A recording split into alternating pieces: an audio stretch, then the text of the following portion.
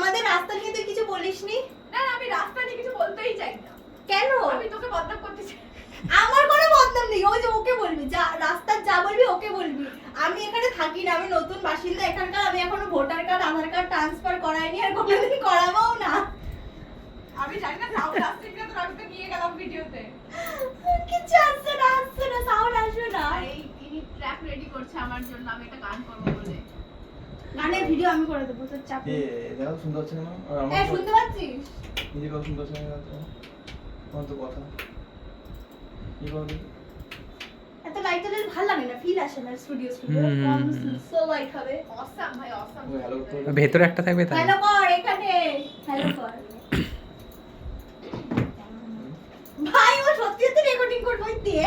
Hello চলো hello কর। Hello, ফোনটা নিয়ে যা।